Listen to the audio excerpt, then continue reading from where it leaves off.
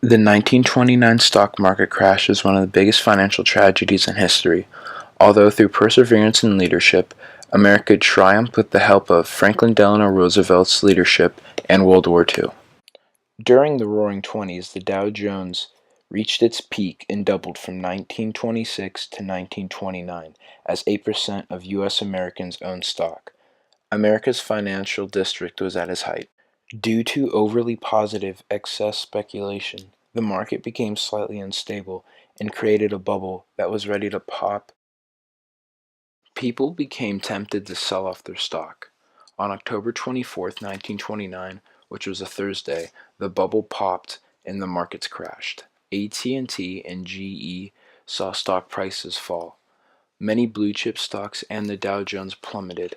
16 million shares were traded, and that was the most amount of shares ever traded for that time.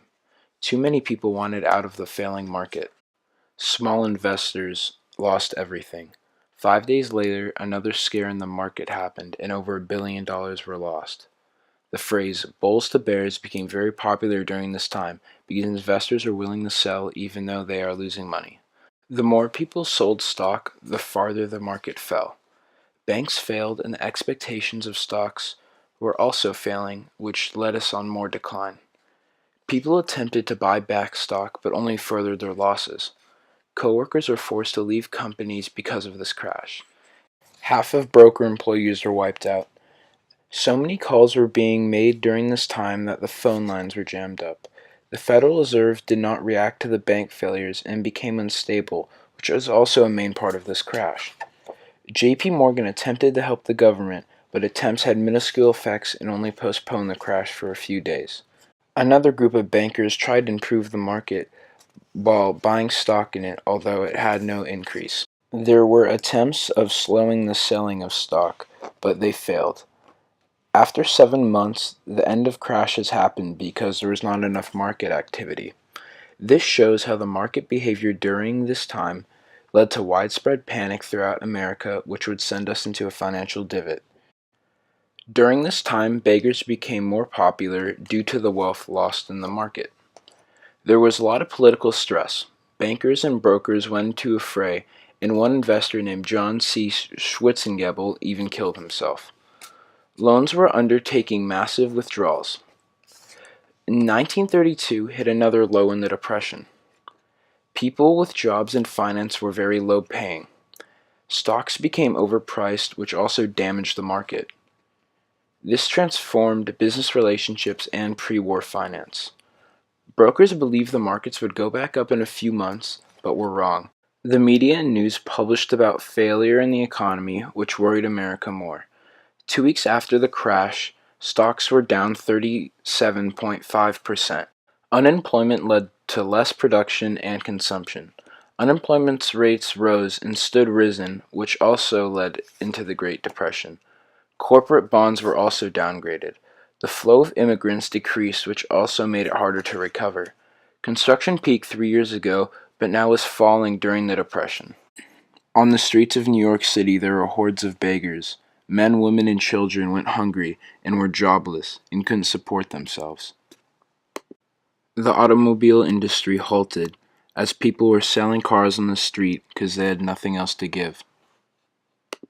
By 1933, banks were failing and unemployment reached 15 million people, or 30% of the workforce. During this time, if you were fired from your job, it was very hard to recover. People stood outside soup kitchens and bakeries for hours just to get a small bite of food. During this time, people believed the goal of the president was to wrap his head around this national issue. Herbert Hoover was our president during this time. Hoover met with business leaders and addressed the public about our current situation. Government treasuries also came together to discuss the market. Hoover thought that supply and demand and economic activity would be the first step of recovery. With help from the government, confidence in the market was slowly restored.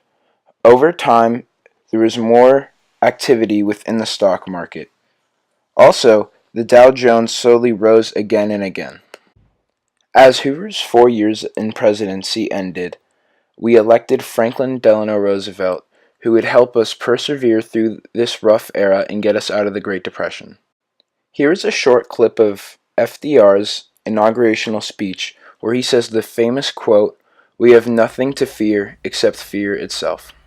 And the hour came on the historic 4th of March to tell the people frankly and courageously that there had to be a new deal. From the inaugural platform erected upon the east front of the majestic Capitol, the President made his speech of acceptance as 150,000 looked on and as 50 million listened in by radio. This is a day of national consecration.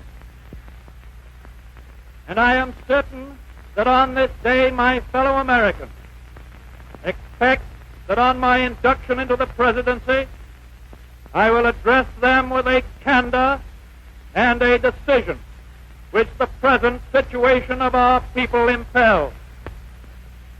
This is preeminently the time to speak the truth and boldly, nor need we shrink from honestly facing conditions in our country today.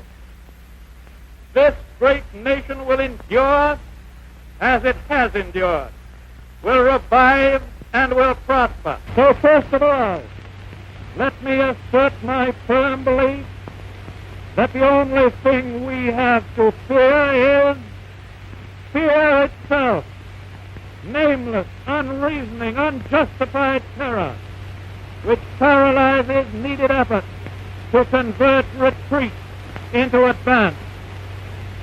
In every dark hour of our national life, a leadership of frankness and of vigor has met with that understanding and support of the people themselves, which is essential to victory.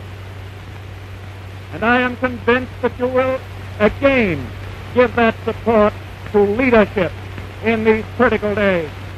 In 1933, FDR started his financial reform. In the beginning of FDR's presidency, he passed the New Deal. The New Deal created monopolies, hired wages, and lowered unemployment rates. As America started to recover from the crash, FDR recommended bond trading because they were cheaper than stocks and they were on the rise. As America entered World War II, many men were sent off to fight in the USA's branches of military. This allowed for women to become more abundant in the workforce and doing jobs that were previously seen as men's work. This lowered unemployment rates. Towards the end of the 1930s, America was coming close to a full recovery of the Great Depression, as unemployment rates were down and there was more activity in the stock market. With FDR's leadership in World War II, in 1941, America made a full recovery from the Great Depression. We survived one of the hardest 10-year spans in American history. FDR lived up to his promise of national relief and led us out of the Great Depression. America was considered to be back on its feet. America survived one of the biggest financial disasters in history. People are not living in the streets anymore, and the amount of beggars decreased. People can now put food on their tables and feed their families. As the stock market stabilized, it was becoming more frequently traded. People began to put their faith in the market again and trust banks. On October 24th, 1929, a tragedy struck America. It took America slightly over 10 years to recover from this tragedy, but we came back stronger than ever and triumphed in World War II. The tragedy of the 1929 stock market crash led America into 10 years of poverty. But with FDR's leadership, perseverance, and World War II, America triumphed and got back on their feet.